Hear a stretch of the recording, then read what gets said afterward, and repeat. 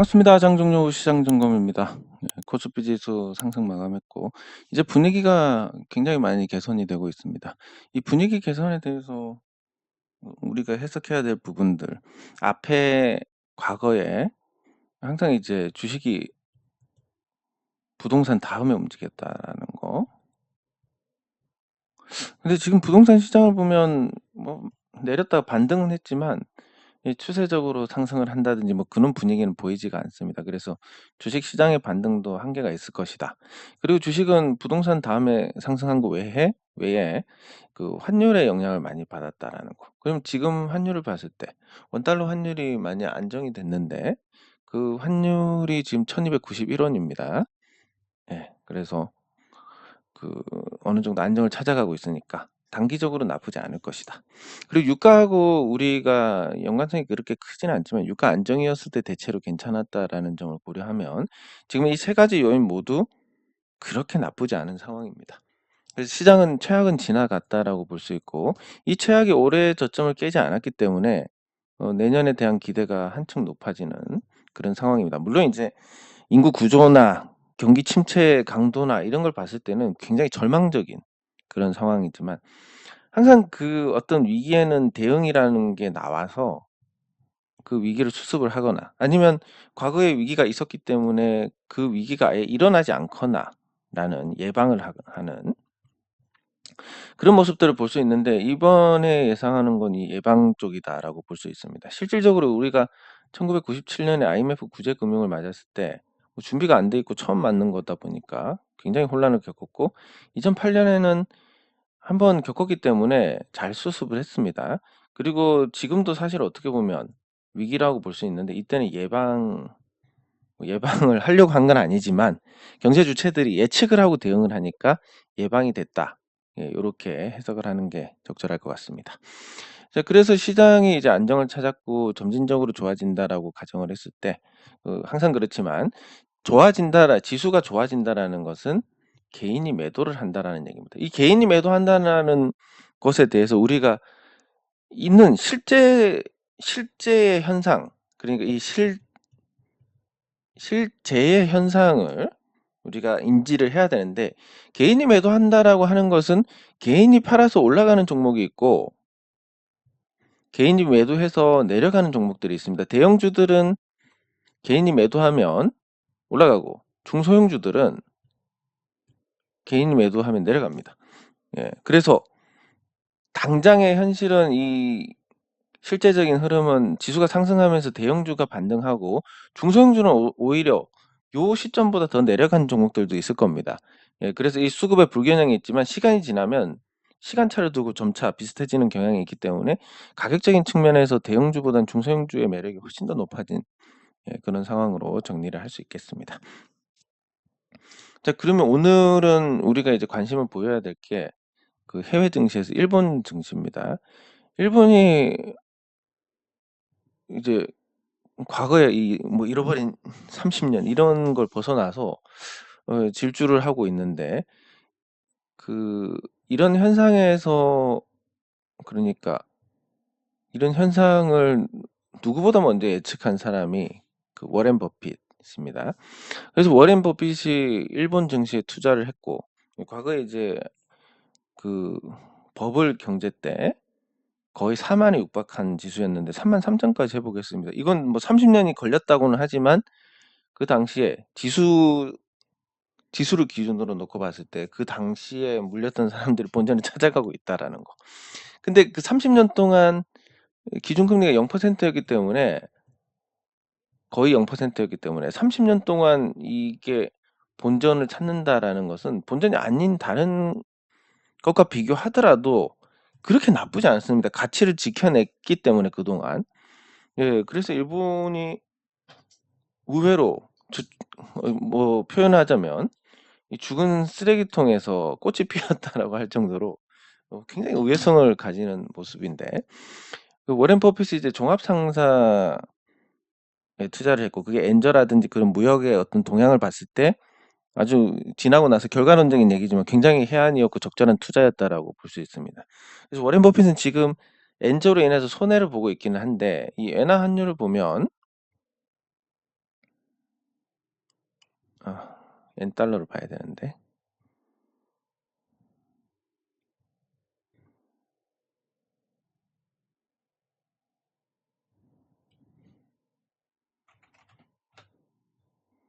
달러, 유로.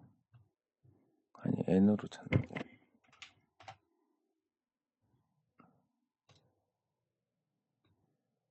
여기 있습니다.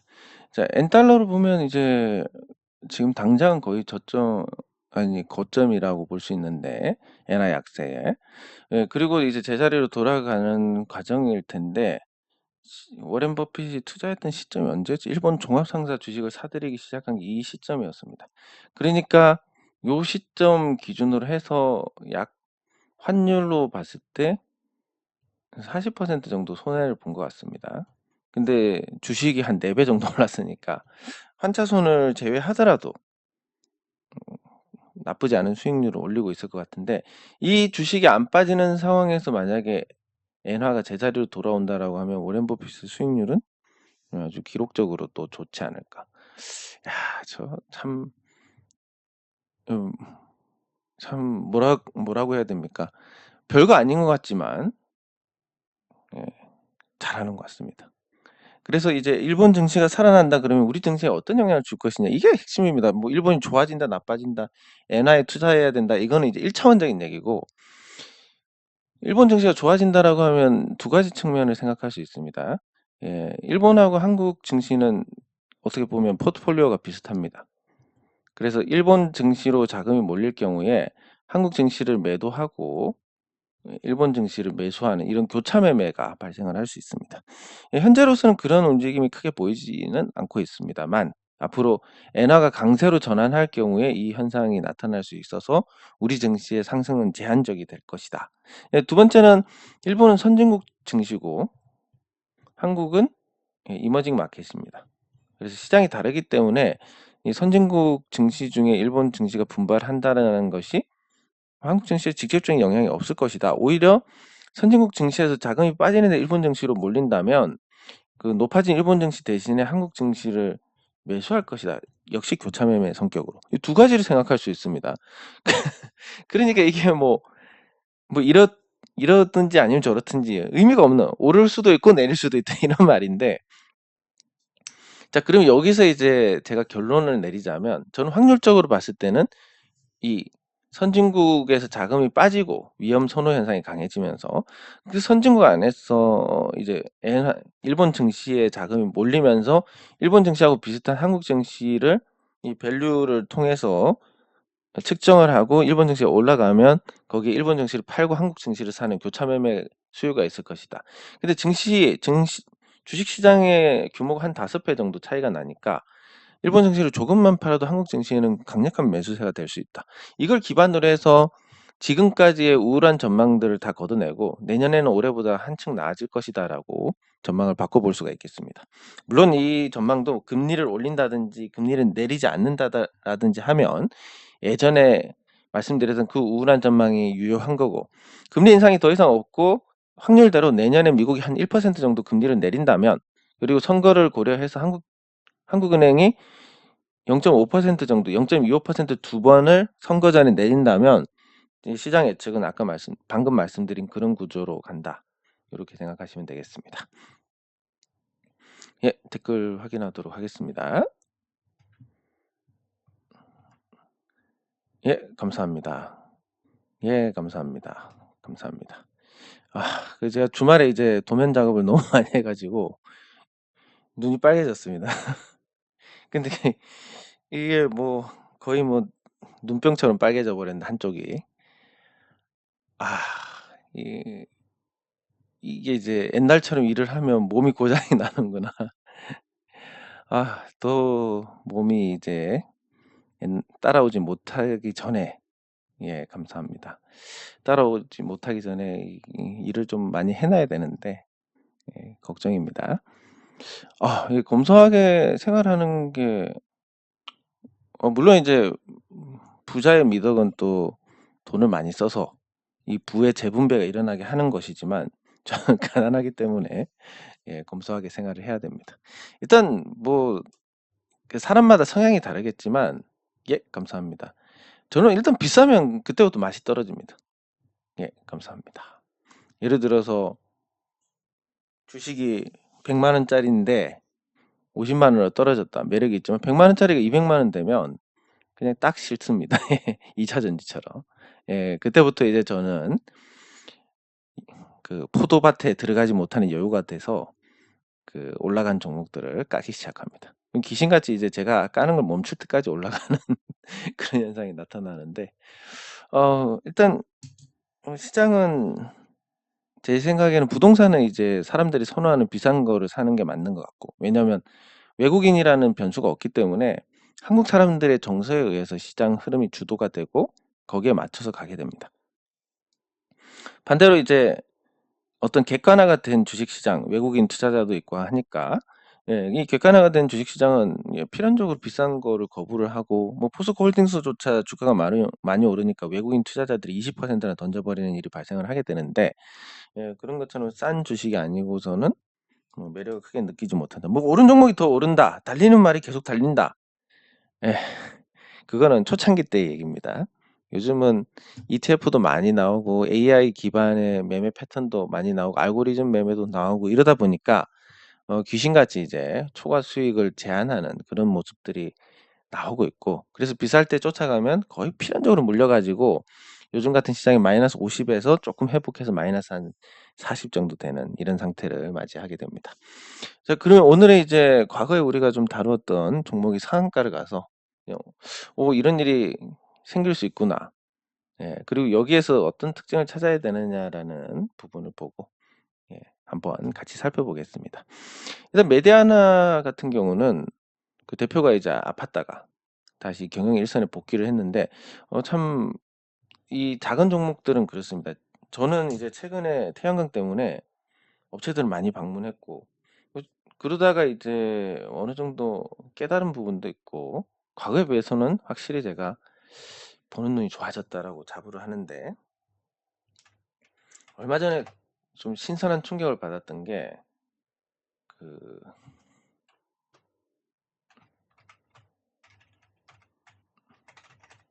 그 이제 서창이라는 종목이 있습니다. 이 서창이라는 종목이 그 뭐를 하냐면, 여기 대표님이 이제 그 풍산하고 사촌간인가 그렇다고 합니다. 그래서 여기가 아무래도 방사는 최근에 좀 잘 나가니까 괜찮겠네, 그 정도는 예상을 했지만 여기 딱 들어가니까 요렇게 생겼는데, 요렇게 예쁘게 지어 놓은 요 건물이 예, 직원들의 복지를 위해서, 안에 보면 이제 제가 사진을 찍었지만 옮겨 놓지를 못해 가지고 여기 이제 안쪽에 거의 편의점처럼 잘 꾸며 놨고 무상으로 먹을 수 있습니다. 그래서 저도 여기 가서 호빵도 먹고 음료수도 마셨는데, 예, 음료수는 맥콜 마셨습니다. 예, 그래서 여기가 직원들 복지 공간인데 다른 업체들하고 다른 느낌을 받았던 게 뭐냐면, 이제 잘 돌아가는 업체니까 수, 수주를 한 14년 정도 해놨고, 방산 쪽이니까, 그리고 방산은 소모가 되니까 계속 생산을 해야 됩니다. 뭐냐면 훈련을 해서 총알을 쏘면 총알을 다시 회수해서 뭘 하는 게 아니기 때문에 그냥 그걸로 다시 또 소모가 되니까 또 생산해서 채워 넣어야 되고 요런 거라서, 꼭 저기 우크라이나 전쟁 특수가 아니더라도 계속 일감이 있고 이러다 보니까 제가 가는 데마다 거의 뭐 대표님들이 전의를 상실해서 내 공장 사주면 안 되냐, 뭐 농담이긴 하지만 이런 말씀들을 많이 하셨는데, 여기 같은 경우는 굉장히 다른 모습이고 직원들 표정도 밝았습니다. 예. 그래서 이게 진짜 복지가 맞구나. 이 제조업이 잘 되고 회사가 잘 되고 기업이 잘 되면 직원들에 대한, 적어도 미래에 대한 걱정은 사라지니까 거기에 따른 어떤 심리적인 안정감이라는 게 그 어떤 복지보다도 좋지 않을까, 이런 생각이 들게 되는데, 어쨌든 저는 좋은 기업 한 번 보게 되면 신선한 또 느낌을 받게 됩니다. 그리고 이걸 왜 말씀을 드렸냐면, 이 메디아나가 보면 과거에 이제 길문종 대표가 어 김문중 대표가 이제 재직을 할 때하고 안 할 때하고 실적이 많이 차이가 났었습니다. 예. 그래서 이제 문제가 됐었는데 다시 복귀하고 나서 실적은 회복을 했습니다. 그리고 제3자 배점 상증자도 발표를 했고 그 요런 부분에서 이제 결국은 이 작은 기업들은 대표가 챙기지 않으면 힘들다라는 것을 직접 챙기지 않으면 힘들다라는 것을 보여주는 거고 예, 그리고 셀바스 AI에서 제3자 배정으로 메디아나 주식을 이제 취득을 하게 됩니다. 자금도 들어오고 그리고 경영권 지분도 사게 됩니다. 네, 결국은 14,300원에 사는데 대체로 이게 요 구조는 이제 732억 고생하신 거 다 이제 회수하시고 중견 부유층이 돼서 대표님 떠나게 되시는데 자 여기서 이제 우리가 봐야 될 부분이 뭐냐면 최대주주 지분율이 32% 정도 됩니다. 그러면 항상 이 최대주주 주변 지인들이 최대주주가 열심히 하고 최대주주 회사가 잘 돌아가고 이런 거를 보기 때문에 모르는 종목보다 훨씬 낫습니다. 그래서 지인들이 조금 사놓는 게 있습니다. 지인들이 주식을 사놓은 게 있고 이게 어떻게 보면 우호지분인데 이 우호지분이 M&A를 하게 되면 항상 어쨌든 처리에 대한 어떤 관건으로 등장을 하는 경우가 많습니다. 뭐 의도했던 하지 않았던. 예, 그렇기 때문에 이걸 뭐 합법적으로 대주주 지분에 끼워서 정리를 해준다 안 됩니다. 안 되기 때문에 아니 그게 안 되는 건 아니지만 어렵습니다. 예, 잘못하면 공개 매수를 해야 될 수도 있으니까. 그리고 14,300원에 됐으니까 보통 이제 이 가격까지는 올리는 경우가 많습니다. 이 우호지분의 어떤 평등한 엑시트를 위해서. 예, 그래서 메디아나의 오늘 상승도 사실 뭐 작은 종목들이 이렇게 오른다라는 것은 인위적으로 뭔가 없으면 가능하지 않는 부분이다 보니까 예, 그래서 이 인수한 가격까지 올리지 않을까. 그러면 이제 주변에서도 주가 높을 때도 물린 사람들도 있을 거고 자 그러면 이제 메디아나 같은 경우 15,000원대까지는 아까 14,300원이었으니까 올린다라고 했으면 만약에 이 주가를 주도하는 입장에서 봤을 때 여기까지 올려서 멈춘다라는 것은 뭔가 말이 안 됩니다. 조금만 하면 신고가고 이 신고가는 모든 주주들이 수익인 상태다. 모든 주주들이 수익인데 그러면 빨간 부 보면 못 참는 사람들은 이미 다 던지고 수익이든 손실이든 그냥 꾸준하게 갖고 가는 사람들만 남아 있다라는 얘기니까 조금만 매수세가 들어와도 올라가고 팔지를 않으니까. 내려가면 더 담고 이러니까 주가가 우상향을 할 가능성이 큽니다. 그래서 실질적으로 장기 랠리는 신고가에서 나오는 경우가 많고 그래서 메디아나의 흐름도 뭔가 최대 주주 양수도 계약 가격까지 맞춰주지 않을까라는 게 하나. 그리고 두 번째는 꼭 주가가 급등하기 전에 보면 거래량이 죽더라. 그래서 지금 기록적으로 거래량이 죽은 작은 종목들은 예의주시를 해야 됩니다. 뭐 예를 들면 예, YM 같은 종목 보시면 거래량이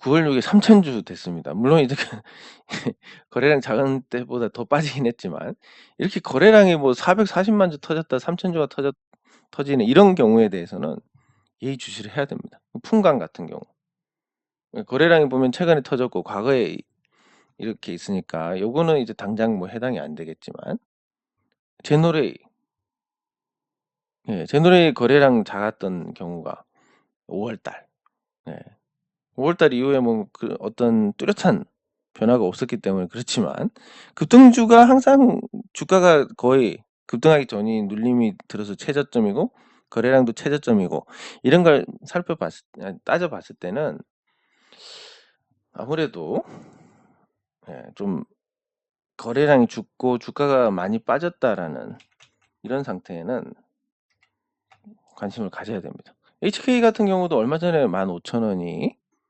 거래량 최저였고 뭐 그러면 한 번쯤 또 뭔가 반전이 있지 않을까 이런 예상을 해볼 수가 있는 겁니다. 작은 종목들은. 예, 그리고 뭐 3분기에도 실적이 영업이익이 3억 정도 났습니다. 줄기는 했지만 이 고금리의 아주 나쁜 경영 환경을 생각했을 때는 뭐 이만하면 준수하다라고 볼 수가 있는데, 이렇게 작은 종목들은 개인의 심리만으로, 개인의 매수만으로 움직이지 않기 때문에 뭔가 주도를 하는 쪽이 있다. 그리고 주도를 하는 쪽이 주가를 올리는 데는 항상 이유가 있는데, 메디아나 같은 경우는 그 최대 주주 우호 지분을 털어주기 위한 어떤 상승이 아닐까, 이렇게 추정을 해볼 수가 있고, 그렇게 따지는 와중에 보니까 급등 전에는 항상 거래량이 죽더라. 그러면 작은 종목 중에서 더 내려갈 데도 없는데 거래량이 죽어 있는 종목들 한번 관심을 가져봐야 되지 않냐. 이런 쪽으로 기결되게 됩니다. 네, 장 종료 시장 점검은 여기서 마치도록 하겠습니다. 수고하셨습니다.